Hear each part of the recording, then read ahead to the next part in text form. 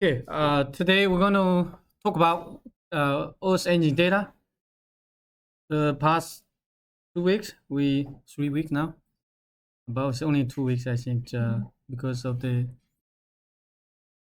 Labor Day and also the post week. So the past 2 weeks, we have covered some of the basics about Python and how you can set up your container environment, the software, and also Google's engine basic, how to install the packages, how to import the libraries. And starting today, we're really getting into data. So how to actually deal with spatial data. And specifically for this lecture, we're going to talk about the cloud. So how you can actually access data in the cloud without having to download things to a computer.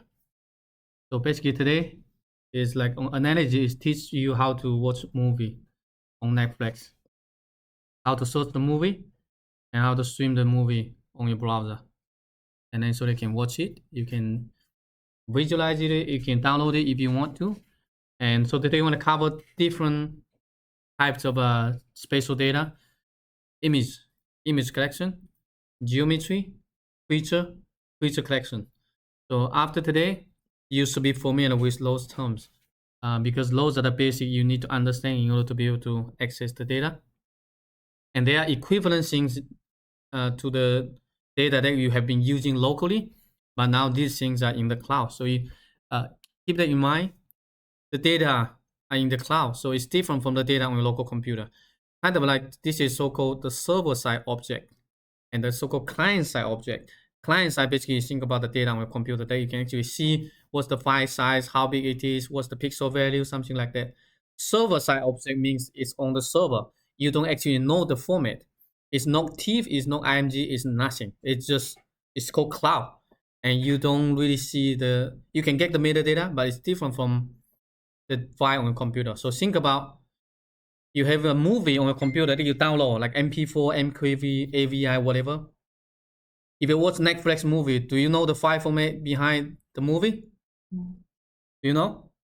No, it's just a movie. It's just online movie. So you have no idea how they actually store things. Exactly the same like in here. You don't really know how Google actually store the data. It's in the cloud. It has been optimized, so it's really really fast. But the cloud doesn't have a format. It's just so-called a cloud. But within there, you have different types. Okay, image collection, geometry, feature collection.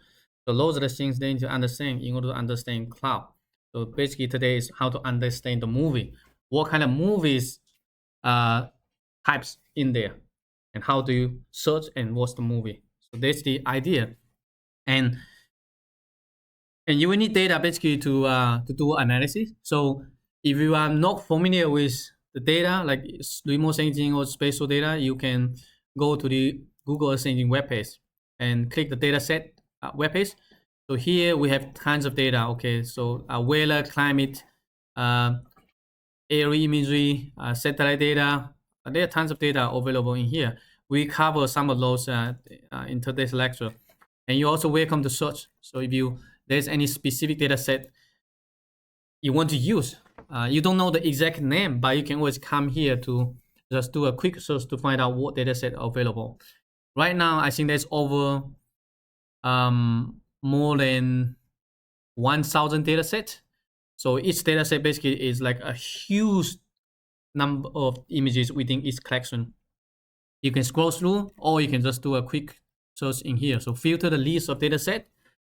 For example, if I want maybe elevation, okay, you can just type elevation. It's going to search and filter all the data set available. So you can see here we have all kind of different resolution of data set from 30 meter, 1 kilometer to sub-meter resolution, and also some derived data sets from the DM. Think about here, right? There are tons of those in here. If you without this, if you ask you like, okay, I want to use some DM, what data set we go for? Like, I want a DM for the US. I want a DM for Knoxville. How do you actually get the DM? With this one line of code, and you can get the entire country. For example, here, street at 1 meter resolution, 10 meter resolution. You can get it like just one line, and then you don't have to download. So you don't have to search everywhere. You can just come here, find the data you want, and then you should be able to find it. anything like, for example, you are looking at maybe fire or Wi-Fi, whatever, right? Just type, see how many it is. Okay. And traditionally, you have to go online to download and see what the data looks like. But now, if there's any specific data set you want, you just come here and then search and then click the link. Just open in co-editor, then you should be able to load the data set using JavaScript. But today I'm going to show you how to use Python. And one thing you need to pay attention is this one. So if you look at this here, Earth Engine snippet. So basically this is the unique ID to the dataset. And this is the one that you need, basically it's a handle to get access to the dataset. It can be image, it can be image collection, it can be feature collection. Usually it will be just these three types here on Google Engine. So if you understand, like, if you find the dataset, the most important thing is to find this one so that you know the name of the person. It's just like I try to find a person, but I need to get access to their social security number. Okay. Once you have that unique ID, you can get access to different databases within, the federal agencies. They store all kind of information about you. So this one has access to everything within there. And again, you are welcome to come back to here to search the data. The over right now, I think it's over 90 petabyte. Okay, so 90,000 terabytes. So basically, think about a free Netflix. Whatever movie you like, it has in there. Okay. Now let's come back to the examples. You can find it. So this is in chapter 3. If you go to our course website, you should have to download the source code. If you want the full text and images, make sure you access the link I put on Canvas so that you can access the full text about this chapter. And here right now, this is basically the source code. Today we're going to go through this, but make sure you read the book to get a better understanding of what it's talking about. If you don't understand what this means, read the book. It will give you a description. If you still don't understand, just paste it into ChatGPT. Most likely it will give you some description about that. And today we're just going to go through all of them. So open the notebook, double click, and then in Visual Studio Code or Jupyter Lab, whichever you prefer. So here we're going to use Jupyter Lab. So the first thing you always need to import a library, EE and GMap. So those are the two packages we're going to use all the time. And then you can run this one, gemap.ee_initialize. Technically, you don't have to run this one. Let me see if I can clear the output. So just to make sure that you understand why we initialize. So last time we talked about authentication and initialization. So authentication, basically, if you remember, we talked about last time is to create a file, the credentials file on a computer. So that means you authenticate. So whenever you are trying to do something, connect to the Google Engine server, you know it's coming from you. Okay. But besides that, they need to know how many times you're connecting to here, how many concurrent connections, because they don't want you to abuse. Right? For example, I can log into all the lab computers in here, and then I start processing. I send the request from all the computer. It's going to overwhelm the server. So at the maximum, they can only allow 5 concurrent connections. So each time you're connecting, you need to initialize, and that means you take basically 1 slot until you get 5, and then you cannot connect anymore. Understand? So authentication is to make sure it's come from you. Initialization is make sure how many come from you, the count. And then once you exceed the limit, you cannot do that. So right now, for example, usually you need to import the libraries, and then you run this one. But this is not exactly necessary if you create a map like this. So gmap.map, then under the hood, it automatically initializes. So let me show you here. If I don't run this one, and you're not using Gmap, you directly type ee.image or something, it's not going to work because you have not initialized yet. Most likely you're going to throw an error. You see, blah blah blah blah, and then Earth Engine client library not initialized. Run this one. Okay, so you can either run this one, or you can just usually you probably want to create a map or something like that. So I can come here and then say map equal to gmap. Map. Okay, so this one actually run the initialization. So if I run this one, Okay, and then I come back to here. It should work now because I already initialized. So think about g.map is a combination of automatic initialization. So you don't have to run gmap.ee underscore initialize unless you start with ee dot something. So it directly ee dot image.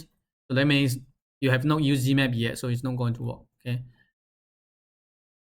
Anyway, just anytime when you see okay the client is not initialized, that means just run e underscore initialize or gmap dot initialize.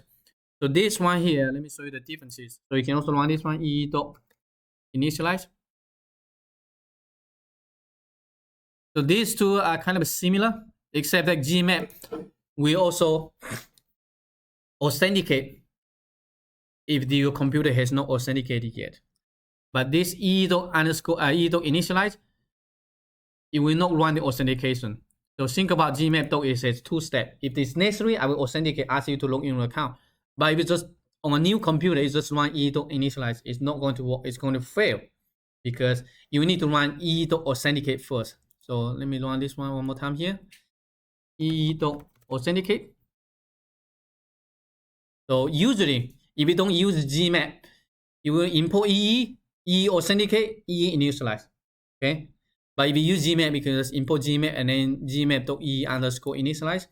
So these two, we run this one if necessary and then initialize. Okay, because authentication only need to be done once. There's no point of having this code block in the notebook because you run from the beginning to the end. You're going to authenticate every time. You need to pop up and then ask you to log in.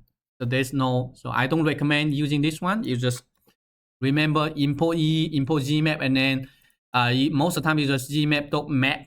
Okay, you don't need to run this one explicitly unless you are doing something with e dot something and then you haven't used gmap yet. Then you have to do this one. Are we clear? Yeah, collab is the same thing.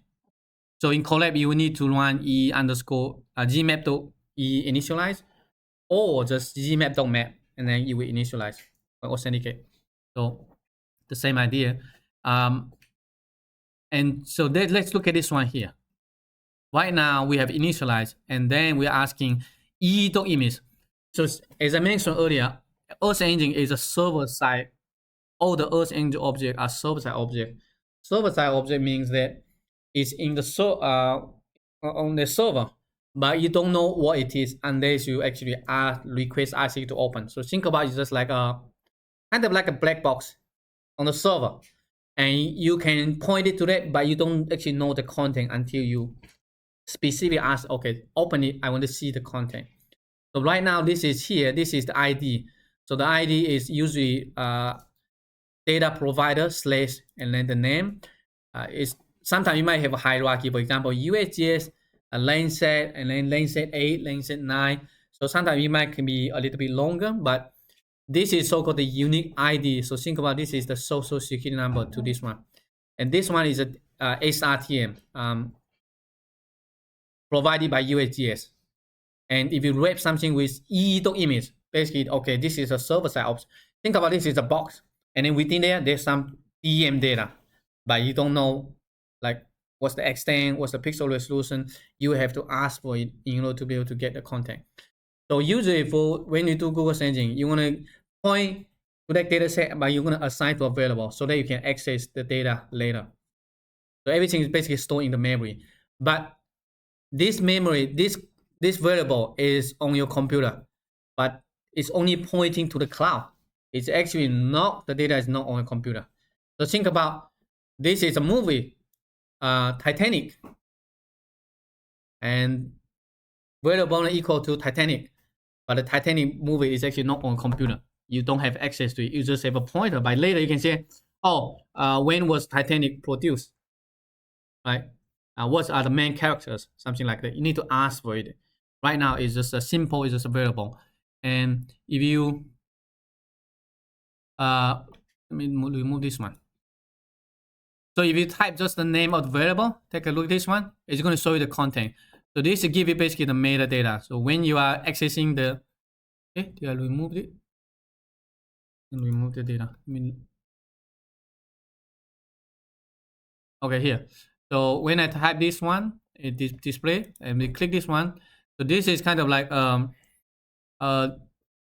metadata, right? Going to show you what's the type. So this is the image. What's the ID? What's the version? What's the band? So this is just one band. So the elevation, and you can see, for example, the projection and the property, also the description. So in here, if you really want, you are welcome to click the link. It should take you to the website. So if I click, what is the thing here? It should have. Yeah, it's not showing up here, but let me try the guide, documentation. The provider. So let me click link. Not this one actually. So let me go to the dataset page, and right now I'm showing you. Assume that you already know the ID, but most of the time you won't know it. So you need to search that first. Like I said, you can search by the elevation or in here. Let me see if I can type this one, and I believe it's this one here. Okay, so I can click the link. You see, this is the ID. Where does it come from? It's coming from here, and the ID.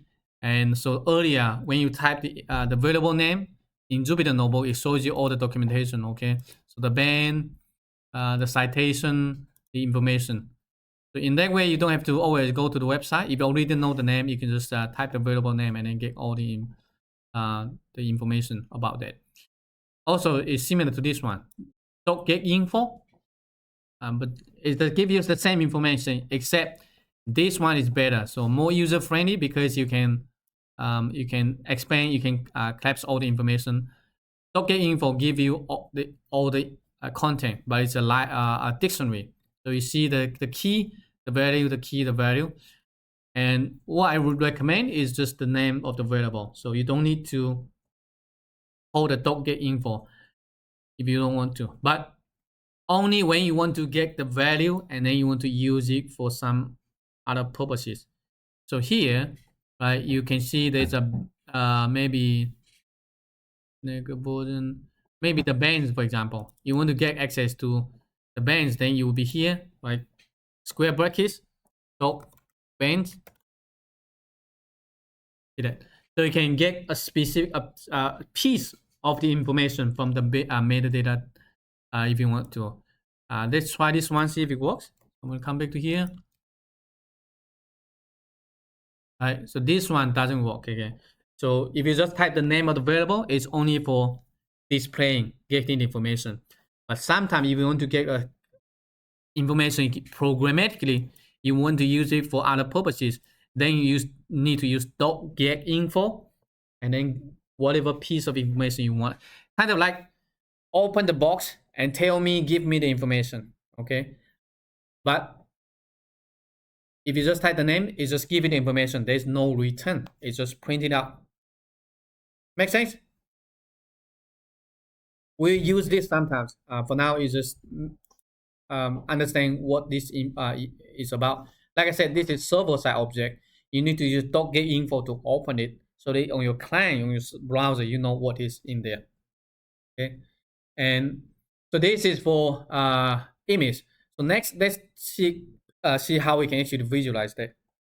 And for Earth Engine, so these are pretty much the standard procedure how you visualize any data set. So the first step is usually I create a map, and you don't necessarily have to have a zoom. If you don't want to specify it, you just gmap.map parentheses, and then e.image, right? So this is pointing to the server side object, pointing to the DM. You also need to specify the visualization, minimum, maximum, and also a color palette. And then you just map.add layer, image, and then specify how you want to visualize that, the name. Let's run this one just to see what it looks like first. Okay, take a look. So now we have this DM. You can visualize it. You can use the button here. For example, I can turn the layer on and off. Right. And you can also change the opacity if you want. This is the most basic. And it might look complicated, but the simplest one would be like this. So let me show you before I do all kind of visualization. I'm going to copy all the source code here. And I'm going to remove the center and the zoom label. Okay. I'm also going to remove all this. And so if you don't know how to visualize that, the default one is just using the curly brackets. So the curly brackets basically means like it's empty. I don't know what to specify yet. Okay. So create a map pointing to the image, add the image to the map, and let's see what it looks like. You see? So this is the default one. It doesn't look good, right? But it's a DM. It's you just need to tell the computer, tell the server how you want to visualize that. Just like you are watching like the movie, and then by default you only give you like black and white like display. But you can ask for color. You can change it different way you want. So just like a monitor, you can change the color mode. And right now, right, so in here you can take a look. It looks gray. The reason for that because by default it's only render from 0 to I think 255. So it's like the contrast is not good. So usually what you can do after you load the data set, one way you can look at the band here and look at the metadata just to give a sense of like what the data looks like. So here is like negative blah something, though this is you can use it just 0, and then the maximum, for example, 6,500. But if you don't want to navigate it, you can also use the inspector here. So let me show you quickly, right? So this is the data set. Assume that you don't know what value to specify. What's the minimum? What's the maximum? Click the button here, and then click this inspector tool here, upper right corner, and then you can have your mouse click on the map. It's going to show you 365. You can click somewhere else, 271. Basically, you want to get a range like high and low value. Like this is 1500, and click somewhere else like 13, and maybe this one is higher, like 4,000 something. But because it's the elevation, probably you can already guess. Okay, what's the highest elevation on Earth? Which mountain? Mountain Everest, right? About 8,000, right? So if you really want it, I can just specify that. But so how do you actually figure out how you want to visualize? Because there are a lot of parameters you can specify. So one thing you can, if you want, read the book, but the Google Assistant documentation also has detailed instruction showing you what kind of things you can do. So if you go to documentation, get started, and then on the left side here, go to image, okay, and then image visualization. So here shows you a table of parameters you can specify. So you can specify a band if you're visualizing multispectral bands, or you can specify minimum, maximum, bias, gamma, palette. So usually for raster, you want to have minimum, maximum sort of palette. So this is how we can actually change it. But maybe show you an easier way that you don't have to actually do that manually. So let me close this one. Is it stuck?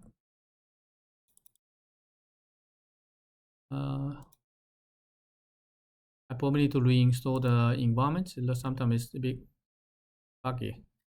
Let me redo this one. Hopefully it works. So basically, Gmap has interactive tools that allows you to change the visualization without having to do coding. So once you load the image, and then you can just open the toolbar, the graphical user interface, and then you can start doing that.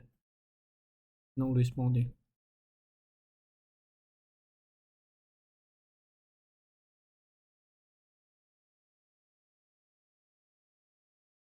Maybe you need to use. Okay, let me try again. Okay, I'm gonna come back to look at this image, right? So create a map, load the data layer, and if you see this code block here, it's a bit complicated, but let me show you an easy way. So pay attention here, right? Once you load the image, upper right corner here, click this one, and then click this 3 line, like the sandwich icon. And there's once you open up, there's a gear icon here, the settings. Let me see if it works. There might be some bugs. Okay, it works. So once it's open, right, here allows you to specify the range 0 to 100. Maybe I can change it to, let's say, 4,000. So you can use the slider or you can type the number to the right, 4,000, and then hit enter. Okay, 4,000, and then here you can specify the color palette, right? So you can scroll down. In that way, you don't have to remember. I can maybe go down all the way to find the one called terrain. You can choose any one you like. So I'm going to use the terrain, and then you apply. It will happen. Is it working? Right. So in that way, you don't have to remember what parameter you need to specify. It should just use the interactive GUI to be able to do that. Or you can change the number. So for example, I can change to maybe about plasma. Okay, apply. See? So what this is doing is sending the request to Google Sensing and then send back the tiles. So you can customize the data layer to whatever way you want, and you can zoom in, you can zoom out, right? So give it so much control. As long as you know how to actually you want to do that, you can customize it. And then if once you're done, you can close it. See, it's gone. So now the data there, you see exactly what you customize that. So next, let's talk about how you can actually be precise. You can specify what you want. So as I mentioned, you need to refer to the documentation or the book about what kind of things you can specify.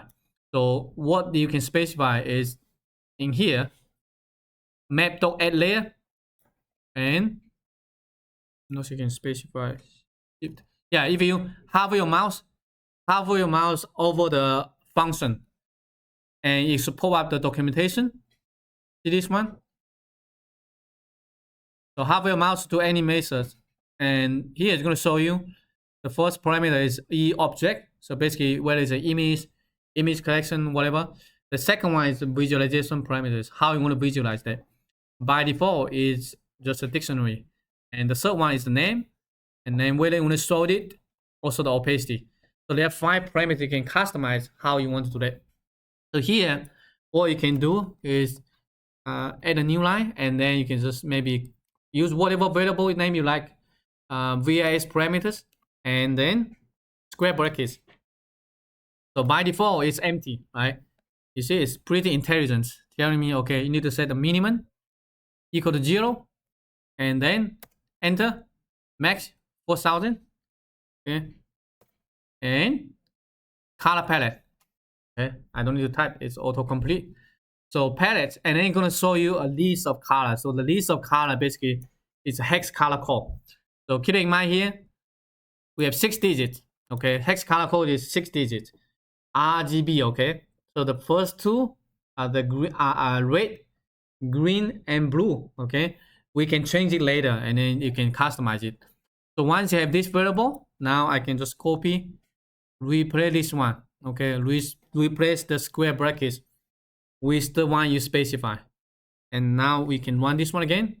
See what happens. You see? Hi. So the color, you can customize the color to whatever way you want. Also here, right, you basically higher elevation is render is like white color, but you want to change, for example, this is the low elevation is the green color. You can certainly change this one to blue color.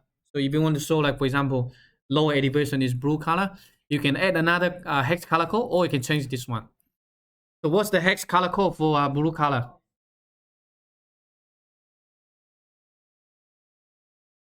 You have to search. Yeah, you can search, but you can also 00 FF. Okay, RGB. So it is pure blue. That means no red, no green. It's just pure blue. So now if you run this one again, see, so it's from blue all the way to white color, right? I can also change it. How about the last one? I want to be red color, right? With high elevation, I want to be really red color. What's the hex code for red color? FF0000. Okay. RGB. Okay. If the red, that means it's red, and then no green and blue. So run this one again. You should expect to see red color in uh, here, like high elevation. So this is how you can actually customize the color pretty easily. But like I said, you don't have to memorize this. There's no way that you can memorize all these hex color code. So all we need is just a string, a name. So like I said earlier, you can go here and then come here and look at this one. I hope it works. And all the color name in here, you can grab any name you get from here. For example, terrain, twilight, whatever, winter, and then come back to here. Just replace this entire one with the string of the name for that color palette. So here I can just single quote, double quote, and then I can just type terrain. Okay, this is so much easier rather than you have to memorize all the stuff. I hope it works. Is it going to start again? Okay, it works. You see, so just the name. I can change it to anything. Maybe cool, warm. Run it again. See. So most of the time, what you need is minimum, maximum, and how you want to visualize that. So you can change the minimum and maximum. So how about this? Let me revert it to maybe terrain. It'll be easier, right? So right now we are using the value range from 0 to 4,000 and using the terrain. So clearly you see here in the what's this called? Himalayas. You see it's all white color. Reason for that is because it's all greater than 4,000. Okay, so anything greater than 4,000, because the hex code for the terrain at the end is like white color, and so you cannot distinguish anything from here. And right now, if my focus is the Himalayas here, I want to see distinctions within like this mountain. So what should I change here? The minimum and maximum. How do I make adjustments so they can see more details within here? Increase the minimum and increase the maximum. Yeah. So here, the reason for that, you want to see distinction, then you need probably increase, because this is like usually the value should be like 6,000, 7,000, something like that. So how about we increase to 6,000? And now you should see a large range, but keep in mind, you're going to values lower than that is going to be just one color. See that? Is it much better now? Right? Because I increased the minimum value, so it stretched out. So now you can see the differences within this region, and this is certainly much better. So it depends on the region, but if I just walking in, for example, here, let me move to the US, or maybe India, right? Look at this, right? It's all whole blue because the elevation was pretty low, so you don't really see the distinction because it's on the left side of the color palette. So if I want to, my focus area is India. So how should I visualize this one? What should I change?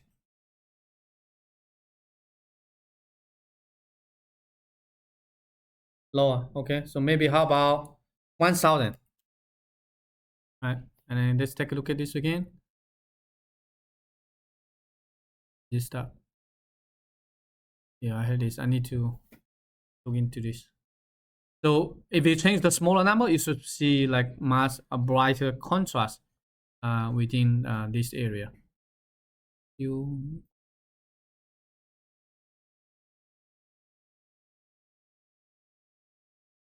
It's stuck.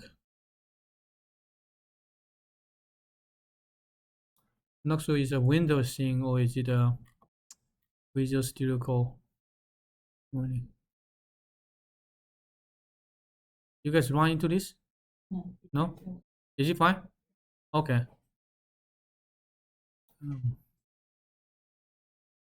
So just think about what you need to visualize and then just specify whatever value you need to do. And this is the easiest way you can visualize this, you can customize. Also think about, it's basically returning just a Google Map for you. The idea is just like you are customizing Google Map and then Google Map send back the result. but you don't actually have access to the data on the local computer. Everything is in the cloud. It's just streaming the data to you.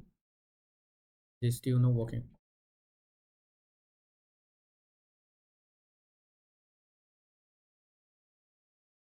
Oops.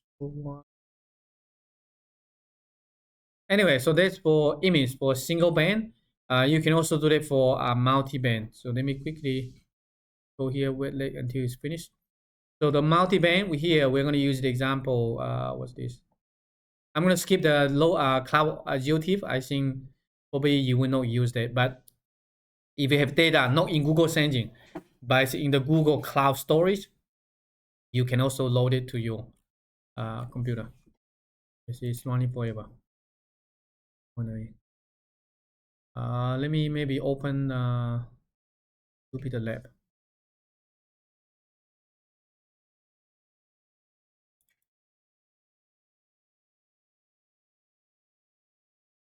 Oh, yeah.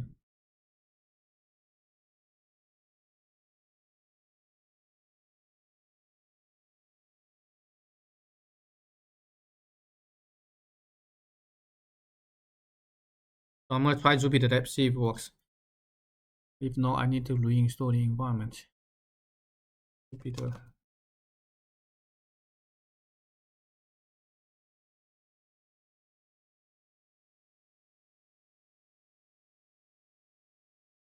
It works fine if I'm not recording the video. So sometimes it's probably taking too much resources. Into it.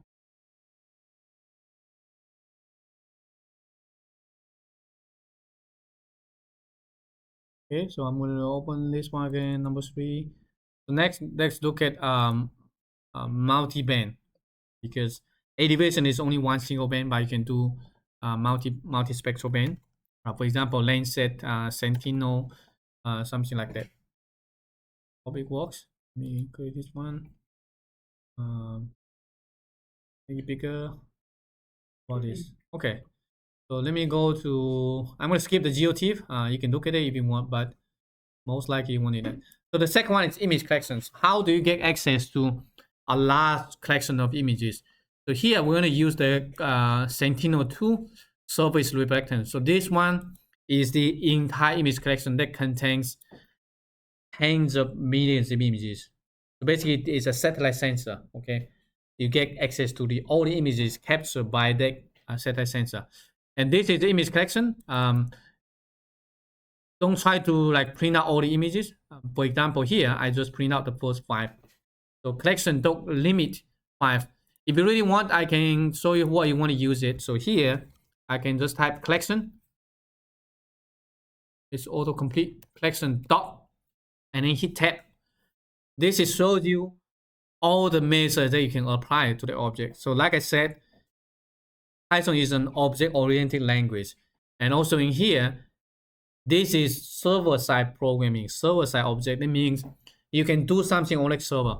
So for example, you can ask it to return some properties. You can ask it to, for example, just the first one. So just type dot first, hit tab, enter, parentheses. Because it's a method, so you always need to close that with the parentheses, and then just alt enter or whatever, right? So here it's going to show you the first image in that feature collection, and you just like what we did earlier when we do the elevation, right? So you can see all the bands, right?